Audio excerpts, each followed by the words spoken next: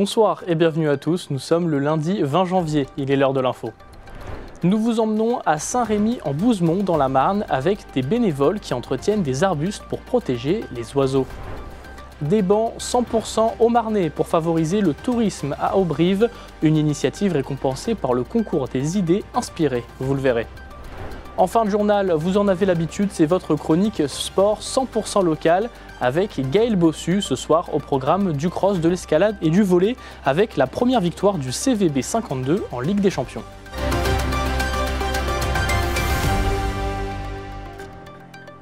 Planter des arbustes ou des haies est utile pour l'environnement, mais les entretenir l'est tout autant, voire encore plus. Samedi dernier, des bénévoles de la Ligue pour la protection des oiseaux se sont rendus sur la plantation d'un agriculteur à Saint-Rémy-en-Bouzemont, dans la Marne, pour préserver sa haie grandissante. Les détails avec Janice Gallard et Evan Sauvageon. Alors, je suis en train d'enlever les protections qui permettaient de protéger les jeunes plants contre les attaques des chevreuils. Planter des arbres est essentiel, mais encore faut-il bien les entretenir. Ces arbustes forment le début d'une haie. Ils ont été disposés sur 300 mètres environ. Pour faire en sorte que les plantations se portent bien, ces bénévoles de la Ligue de protection des oiseaux se sont portés volontaires pour les entretenir. Un geste pour protéger l'environnement. C'est une sortie LPO et comme je suis responsable du groupe local Triangle Médère, donc Triangle Médère, c'est Vitry, Saint-Dizier, Bar-le-Duc et Médère. Il y a beaucoup de bénévoles, donc Au programme, nettoyer autour des arbustes et retirer les filets de protection. Ces derniers étaient indispensables pour protéger les plants des rongeurs qui grignotent l'écorce ou des chevreuils qui, au printemps, viennent se frotter pour faire leur bois. Cette haie, au départ, on l'a protégée des rongeurs et des cervidés par des petites protections en plastique, malheureusement. On n'avait pas trop le choix. Et ce plastique, au fil du temps, se dégrade, il s'émiette. Et donc, il faut absolument le retirer avant que les petits morceaux se retrouvent dans la nature. Les arbres avec un tronc bien lisse, eux, il faut les protéger encore un petit peu. Donc, on va remettre des protections sur ce type de plantation. Entretenir ces haies est essentiel car elles servent aux espèces protégées ou en déclin dans la région. Pour construire leur nid, les oiseaux ont besoin d'arbustes et de haies. Ça, c'est un nid de rat des moissons, justement un des petits animaux qu'on essaye un petit peu de protéger, qu'on essaye de protéger en entretenant cette haie. Ces arbres ont été plantés il y a 4 ans au moment du Covid sur la demande d'un agriculteur. L'objectif était de séparer sa prairie naturelle de la culture voisine.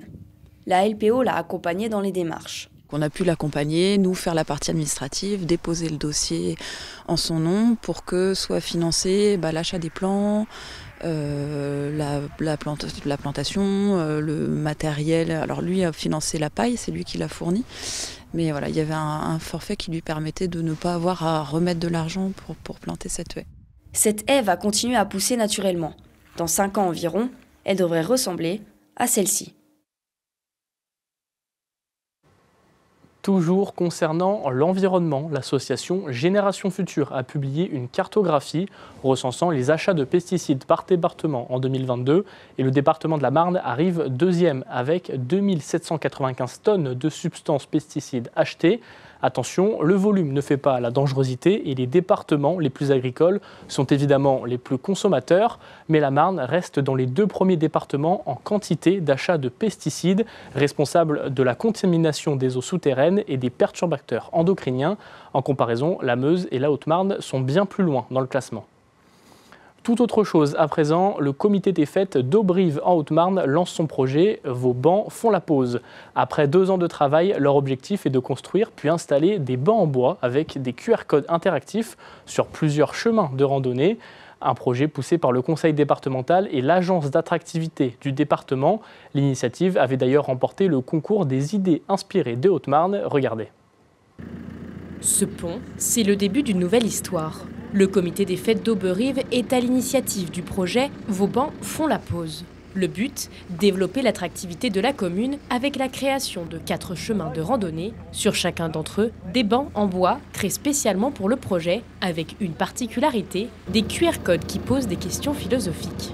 Il y a de l'attractivité à Auberive, on a une aire de camping-car park qui est régulièrement pleine, il y a vraiment un attrait pour les randonnées dans le secteur.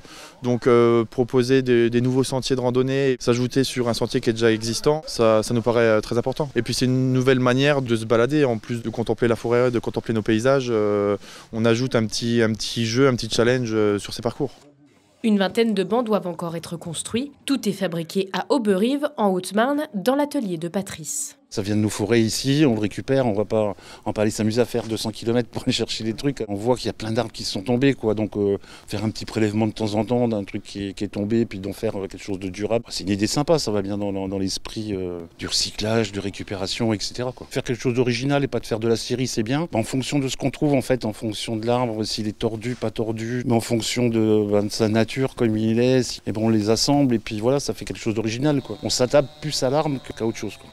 Pour faire connaître ce projet, le comité a participé au concours des idées inspirées de la Haute-Marne. Arrivés à la première place dans la catégorie attractivité du territoire, ils ont obtenu un prix de 1 500 € et une prime coup de cœur de 1 000 € de la part du conseil départemental. On pense que ce projet il est attractif par la commune et puis plus globalement pour le territoire, et puis aussi qui peut être dupliqué partout ailleurs très facilement. On chiffre ce projet à peu près donc, à 8 000 €. On comprend dedans donc, toute la signalétique des parcours, la mise en place des bancs et des moyens de communication. Les bancs devraient être installés sur les parcours de randonnée au printemps 2025, avant l'ouverture au public. On est lundi, il est l'heure de l'Infosport.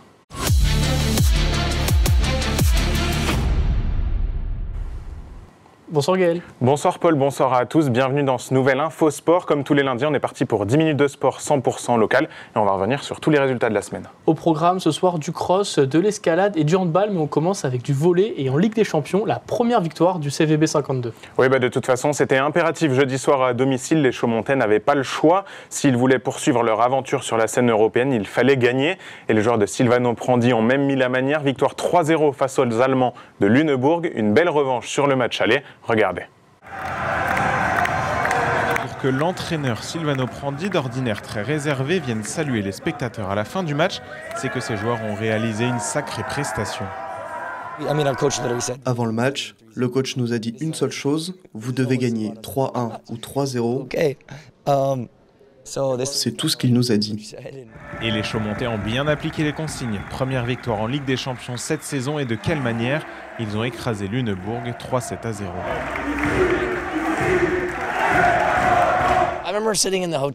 Je me souviens, à l'hôtel, hier soir, j'ai dit à mes coéquipiers, si on ne joue pas notre meilleur volley, ils vont nous détruire. Et c'est exactement ce qu'il s'est passé. Au coup d'envoi de ce 5e match de Ligue des Champions, le calcul est simple. Pour espérer poursuivre l'aventure européenne, les Chaumontais n'ont d'autre choix que de gagner, de prendre leur revanche sur les Allemands de Lüneburg qui les avaient battus au match aller. Pas question de laisser quoi que ce soit, alors les Chaumontais déroulent. 2 premiers sets qui frôlent la perfection, autant techniquement que collectivement. 25-21 puis 25-17, les Allemands ont beau faire de la résistance, Chaumont est sur une autre planète ce soir. Je suis tellement fatigué, ça fait longtemps qu'un match ne m'avait pas crevé comme ça. On a enchaîné que des points rallye, tout le match, que ça. Et ils ont été bien meilleurs que nous, ils méritent largement de gagner. Le 3e set, quoique plus accroché, ne sera pas l'exception du soir. Comme un symbole, c'est un dernier service allemand dans le filet qui conclut la démonstration chaumontaise. On a fait un super match vraiment dans tous les secteurs et du début à la fin. Donc ça nous tenait à cœur de faire un gros match par rapport au match aller où on avait mené 2-0 et perdu 3-2. C'était assez frustrant. Donc là, on voulait vraiment bien faire et c'était aussi important pour une qualification pour rester dans une Coupe d'Europe. On ne sait pas encore laquelle. Donc voilà. Avec ce résultat, le CVB garde un tout petit espoir de poursuivre en Ligue des Champions, mais surtout les Haut-Marnais se repositionnent très favorablement pour être reversés en CEV Cup, la petite sœur européenne. Pour ça, il faudra gagner lors de la dernière journée. Ce sera de nouveau à domicile face aux Bulgares de Sofia. Et le CVB 52 a parfaitement enchaîné. Hier soir à domicile, c'était en championnat. Les Chaumontais ont dominé Tourcoing et ils sont donc premiers ex aequo avec Montpellier et Tourcoing. On continue avec les sports collectifs. Ce week-end, c'était aussi la reprise de nos handballeurs. Oui, une reprise un peu décevante pour les jaunes et noirs de Chevillon. Ils recevaient les Alsaciens d'Onheim, 2e au classement. Pas de quoi impressionner les joueurs de Jean-Christophe Renard qui font un très très bon début de match. À la pause, Chevillon mène même de 2 buts. Mais au retour des vestiaires, ça se gâte. Les Alsaciens accélèrent et ont contré les Hauts-Marnais. En quelques minutes, l'écart se creuse et les locaux ne trouvent plus de solution en attaque. 30-24 score final. Une défaite frustrante mais plutôt logique. Ils ne s'attendaient pas à notre intensité, à notre jeu rapide en première mi-temps. C'est pour ça qu'on est un peu devant. Après, voilà, je pense que dans les vestiaires, ils ont eu des consignes du coach d'un peu freiner notre jeu rapide. Après, derrière, nous, c'était compliqué sur attaque placée parce qu'on n'a pas forcément les armes, surtout sur la base arrière. Ils ont un super gardien qui fait un très gros match, très gros match. Après, c'est frustrant parce que je pense qu'il y avait quand même un petit peu la place. Il y avait la place. Mais après, c'est pas une équipe de notre championnat, hein. Ils sont 2e, ils jouent la montée, nous on joue le maintien. Après, c'est à domicile, c'est toujours chiant de perdre des points à domicile, mais c'est clairement une équipe de haut de tableau qui peut viser plus haut, alors que nous, voilà, on est clairement à notre place sur ce match-là. Heureusement, les filles de Bar-le-Duc ont vengé les Chevillonnais. Oui, figure-toi qu'elles aussi, elles jouaient contre Onheim ce week-end et elles ont gagné, victoire 26-22, idéal pour lancer 2025. Les filles de Langres, vous le voyez, se sont inclinées lourdement face à Wapi, 23-37.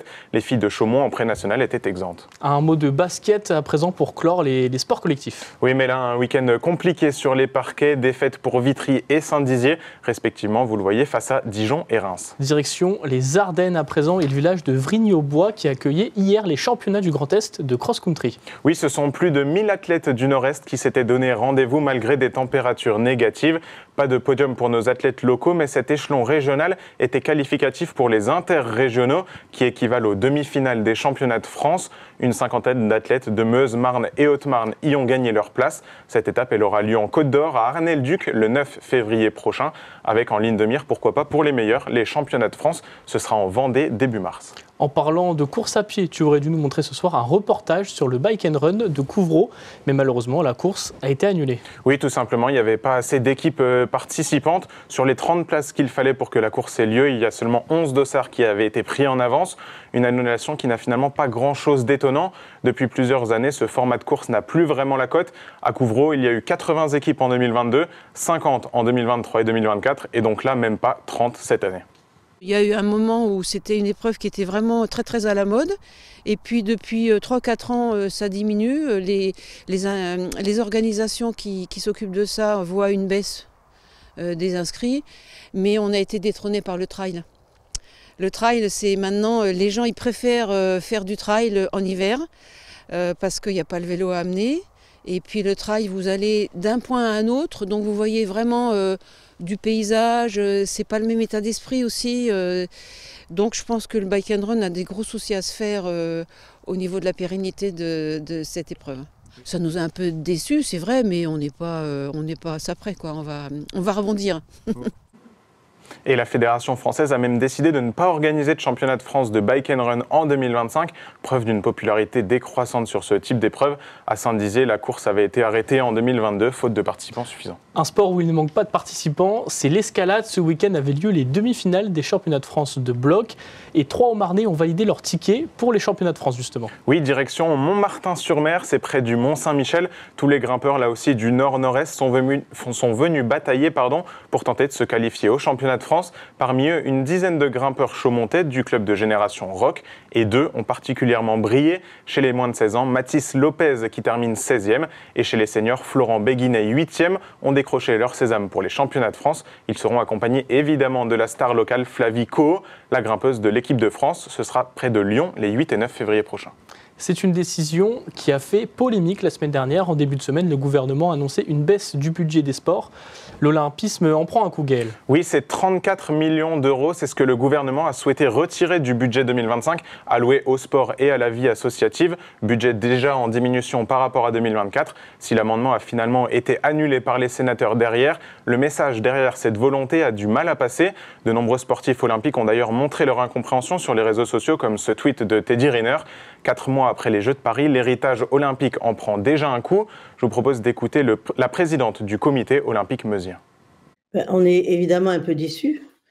Surtout après les 4 ans que le monde associatif et le monde bénévole surtout a vécu sur la préparation des Jeux olympiques, hein. On a eu beaucoup d'investissements généreux, bénévoles pour que ces Jeux olympiques fonctionnent et bien entendu que le sport allait être une priorité nationale. Et effectivement, quand on en voit cette coupe budgétaire, on est vraiment déçus. Et puis sur cette communication qu'on doit donner à faire du sport, toujours du sport, je parle du sport santé, mais je parle du sport pour tous, du sport social, etc. Je pense que c'est les petites structures qui vont être touchées. Je pense que les gros événements, bien sûr, se suffiront à eux-mêmes et que l'État continuera à les porter. Mais voilà, dans nos territoires, c'est les petits qui vont être les victimes de cette baisse, surtout sur l'emploi, puisqu'on n'a déjà pas beaucoup de professionnels, et s'ils partent, c'est un peu une catastrophe. On se quitte sur une bonne note, Gaël, avec 3 médailles d'argent en championnat de France de grappling pour 3 braillards. Oui, Ihsan Atamna, Ihsan Guérard et Scott Lebskob, les 3 combattants du Fight Camp de Saint-Dizier, ont été sacrés vice-champions de France de grappling. C'est un sport de combat qui se rapproche de la lutte. Des résultats qui leur ont tous les 3 ouvert la porte d'un stage avec l'équipe de France. Ce sera au mois de février pour eux. Merci Gaël, on te retrouve lundi prochain pour un nouvel Infosport. Bonne semaine à tous, à lundi.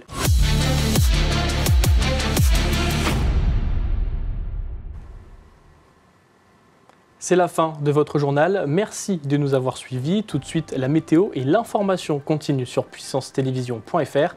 Excellente soirée et à demain.